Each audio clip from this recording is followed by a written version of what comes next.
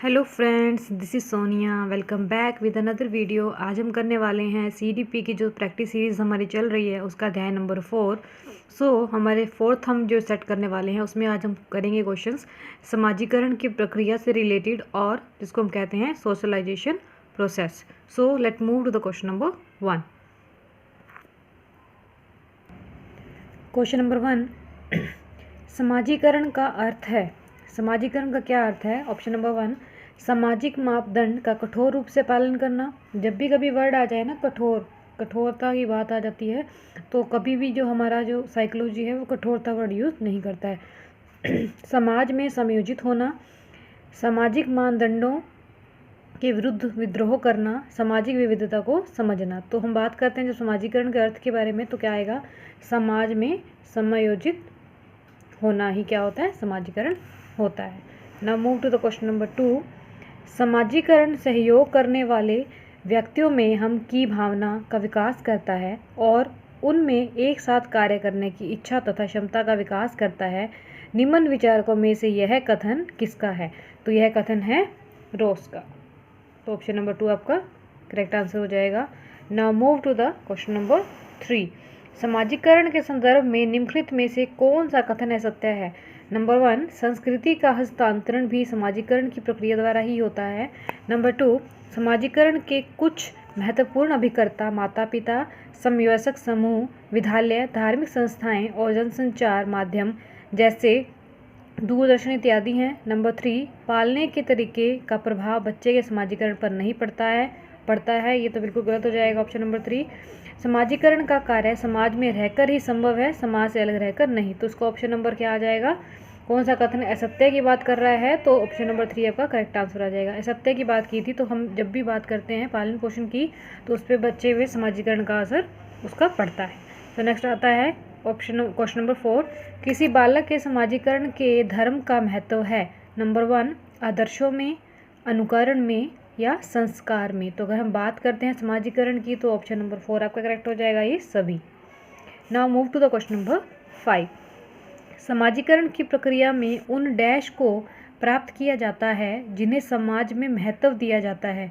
तो अगर हम बात करते हैं ऑप्शंस की तो ऑप्शन नंबर 1 है मानकों, नंबर 2 मूल्यों, नंबर 3 विश्वासों। तो इसका ऑप्शन नंबर 4 करेक्ट हो जाएगा, ये सभी। Now move to the question number 6।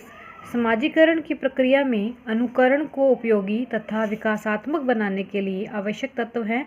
Number 1, परिवार एवं पड़ोस, गांव एवं शहर, देश एवं राजनीति, परिवहन एवं संचार के साधन। तो अगर हम बात करें समाजीकरण की तो समाजीकरण का मतलब हो जाएगा परिवार एवं पड़ोस। Clear? Now move to the question number 7।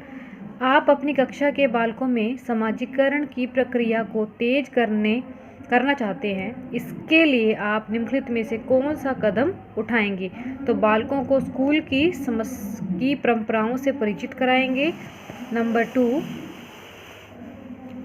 बालकों में सामाजिक आदर्श स्थापित करवाएंगे। नंबर 3, बालकों के समाज में प्रचलित मान्यताओं के विषय में जानकारी देंगे। तो ऑप्शन नंबर इसका 4 करेक्ट आंसर हो जाएगा। Option number 4 is correct answer. Now move to the question number 8। निम्नलिखित में से कौन सा कारक बच्चों के समाजीकरण में महत्वपूर्ण भूमिका निभाता है? कौन सा कारक निभाता है? पालन पोषण, सहानुभूति, पड़ोस या सभी। तो इसका ऑप्शन नंबर 4 करेक्ट हो जाएगा। तो क्या आएगा? सभी। Now question number 9। बालक के समाजीकरण की प्रक्रिया कब प्रारंभ होती है? जन्म से, 3 वर्ष के बाद, जन्म से, किशोरावस्था में या वयस्क होने के बाद। तो जब हम बात करते हैं बालक के समाजीकरण की अवस्था तो वो कब से शुरू हो जाती है? जन्म से ही शुरू हो जाती है। Question number 10। समाजीकरण की किस अवस्था में बच्चों में जिज्ञासा की प्रवृत्ति उच्च पाई जाती है? जब हम बात कर रहे हैं उच्च प्रवृत्ति की तो ऑप्शन है इसके नंबर 1, शैशवावस्था, किशोरावस्था, प्रारंभिक बाल्यावस्था या उत्तर बाल्यावस्था। तो ऑप्शन नंबर 3 करेक्ट हो जाएगा आपका, प्रारंभिक बाल्यावस्था। Clear? Now move to the question number 11। समाजीकरण की किस अवस्था में बालकों में समकक्ष मित्रों एवं समूहों के साथ समायोजन करने की प्रवृत्ति का विकास होता है? तो नंबर 1 ऑप्शन नंबर 1 प्रारंभिक बाल्यावस्था, नंबर 2 किशोरावस्था, नंबर 3 उत्तर बाल्यावस्था या नंबर 4 शैशवा बाल्यावस्था। तो ऑप्शन नंबर 2 आपका करेक्ट हो जाएगा, किशोरावस्था। नेक्स्ट आता है क्वेश्चन नंबर 12।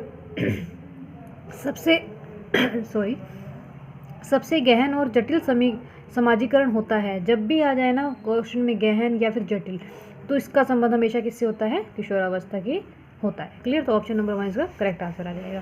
क्वेश्चन नंबर 13, शिक्षकों को यह सलाह दी जाती है कि वे अपने शिक्षार्थियों को सामूहिक गतिविधियों में शामिल करें, क्योंकि सीखने को सुगम बनाने के अतिरिक्त ये डैश में भी सहायता करती है। तो बात कर रहे हैं हम सामाजिक जो सामूहिक गतिविधियों की, तो वो किस में हेल्प करेगा? आपके समाजीकरण में हेल्प करेगा। Now move to the question number 14। समाजीकरण में बच्चों के डैश को निर्देशित करना और अनैच्छिक एवं डैश प्रवृत्तियों को अनुशासित करना आता है। अगर हम समाजीकरण की बात कर रहे हैं तो समाजीकरण में क्या होगा? समाजीकरण में बच्चों के व्यवहार को निर्देशित करना और अनैच्छिक एवं गलत व्यवहारिक प्रवृत्तियों को अनुशासित करना आता है। Now move to the question number 15। बच्चों के समाजीकरण में शिक्षक की भूमिका होती है। नंबर 1 उनका बौद्धिक विकास करना, उन्हें सांप्रदायिक शिक्षा प्रदान करना, उन्हें गृह कार्य देना या उनके आर्थिक प्रयोग में सहयोग करना। तो अगर हम बात करते हैं तो ऑप्शन नंबर 1 इसका करेक्ट हो जाएगा, उनका बौद्धिक विकास करना। नेक्स्ट है क्वेश्चन नंबर 16। अपनी कक्षा के बच्चों के समाजीकरण की प्रक्रिया को तेज करने के लिए शिक्षक को अपना व्यवहार डैश रखना चाहिए। नंबर 1 सहानुभूतिपूर्ण किंतु कठोर। सहानुभूतिपूर्ण तो ठीक है, लेकिन कठोर कभी भी नहीं हो सकता, क्योंकि साइकोलॉजी कभी भी इस वर्ड का यूज़ नहीं करती, कठोरता वर्ड। नेक्स्ट है स्नेह और सहानुभूतिपूर्ण, यानी कि स्नेह और सहानुभूति इसका करेक्ट आंसर हो जाएगा। Now move to the question number 17। निम्नलिखित में से क्या बच्चों के समाजीकरण में प्रमुख भूमिका निभाता है? नंबर 1 बात करते हैं खेल कूद की, अच्छे कपड़े, बच्चे की सुंदरता, बच्चे की अच्छी पाठ्य पुस्तक। तो अगर हम बात करते हैं समाजीकरण की, तो ऑप्शन नंबर 1 इसका करेक्ट आंसर हो जाएगा, खेल कूद। Now move to the question number 18। निम्नलिखित में से किस विचारक ने मैं और मुझे का सिद्धांत दिया है? तो अगर हम बात करते हैं तो ये सिद्धांत किसने दिया है आपको? मीड ने। क्लियर? नेक्स्ट आता है प्रत्येक समाज में अपनी विचारधारा, मूल्य, भाव, विश्वास, आदर्श तथा संस्कार जीवित अवस्था में होते हैं। सामूहिक प्रतिनिधित्व का सिद्धांत के तहत यह किसका मत है? तो यह मत किसका है? दुर्किम। क्लियर? नेक्स्ट आता है क्वेश्चन नंबर 20। कृतिका अक्सर घर में ज़्यादा बात नहीं करती, लेकिन विद्यालय में वह काफ़ी बात करती है। यह दर्शाता है कि नंबर 1 विद्यालय हर समय बच्चों को खूब बात करने का अवसर देता है। नंबर 2 शिक्षकों की यह मांग होती है कि बच्चे विद्यालय में खूब बात करें। नंबर 3 कृतिका को अपना घर बिल्कुल पसंद नहीं है या उनके विचारों को विद्यालय में मान्यता मिलती है। तो ऑप्शन नंबर 4 इसका करेक्ट आंसर हो जाएगा कि जो कृतिका के विचार हैं उनको उसकी विद्यालय में क्या मिलती है? मान्यता। Clear? Now move to the question number 21। सबसे अधिक गहन और जटिल समाजीकरण होता है तो किशोरावस्था में। देखो वही गहन और जटिल वर्ड आ गया, तो आपने कुछ ऑप्शन चेक नहीं करना, जस्ट आपने आंसर लगा देना है किशोरावस्था के दौरान। तो अब ये हमारे कुछ क्वेश्चंस थे जो हमने किए। उसके बाद हम कुछ ऐसे क्वेश्चन करने वाले हैं जो आपके प्रीवियस ईयर एग्जाम्स में आए हुए हैं। तो हो सकता है इनमें से कुछ क्वेश्चन रिपीट भी हो जाएं, क्योंकि हमने इस क्वेश्चन की जो चैप्टर हम कर रहे हैं, जो चैप्टर नंबर 4 की प्रैक्टिस कर रहे हैं, उसी के क्वेश्चन किए हैं। So now move to the question number 22। Question number 22 देखिए, ये आपका एग्जाम CTET जून 2011 में आया हुआ है। सबसे अधिक गहन और जटिल समाजीकरण, वही क्वेश्चन आ गया, तो इसका आंसर नंबर क्या आ जाएगा? क्वेश्चन नंबर क्या आ जाएगा? 1 आ जाएगा, किशोरावस्था के दौरान। Now move to the question number 3। शिक्षकों को यह सलाह दी जाती है कि वे अपने शिक्षार्थियों को सामूहिक गतिविधियों में शामिल करें, क्योंकि सीखने को सुगम बनाने के अतिरिक्त ये डैश में भी सहायता करता है। तो ये पहले हम कर चुके हैं, तो इसका आंसर क्या आ जाएगा? समाजीकरण, ऑप्शन नंबर 2। Question number 24। निम्न में से किसका मिलान उचित है? उचित बताना है अपनी। शारीरिक विकास वातावरण से होता है, संज्ञात्मक विकास परिपक्वता, सामाजिक विकास वातावरण या संवेगात्मक विकास परिपक्वता। तो ऑप्शन नंबर आपका 3 करेक्ट हो जाएगा, जो सामाजिक विकास है वो वातावरण से होता है। Question number 25। समाजीकरण में सम्मिलित है सांस्कृतिक संरचना और विद्रोहियों को निरुत्साहित करना, व्यक्तित्व व्यक्तित्व विकास। तो ऑप्शन नंबर 2 क्या आ जाएगा, इसका करेक्ट आंसर हो जाएगा। Clear. Now move to the question number 26। समाजीकरण के संदर्भ में विद्यालयों के पास प्राय एक प्रच्छन्न पाठ्यचर्या विद्यमान रहती है जिसमें निहित है, इसका ऑप्शन नंबर क्या हो जाएगा, 4 करेक्ट हो जाएगा। अंतरक्रिया व सामग्री द्वारा विद्यालयों में प्रस्तुत किए जाने वाले सामाजिक भूमिकाओं में संबंध, अनुचित अनौपचारिक संकेत। क्लियर। Question number 27। मनोसामाजिक सिद्धांत निम्नलिखित में से किस पर बल देता है। तो पहला आता है उद्दीपन व प्रतिक्रिया, लिंगीय व प्रस्तुति स्तर, उद्यम के मुकाबले में हीनता स्तर। तो ऑप्शन नंबर 3 इसका करेक्ट आंसर हो जाएगा। Now move to the question number 28।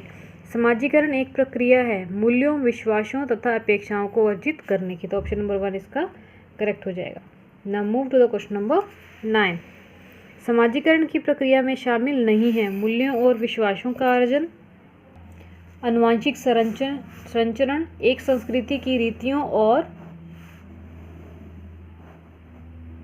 मानदंडों को सीखना, या कौशलों का अर्जन करना। तो इसकी हम बात करते हैं क्वेश्चन नंबर 29 की। तो ऑप्शन नंबर 2 हमारा करेक्ट हो जाएगा, आनुवंशिक संचरण।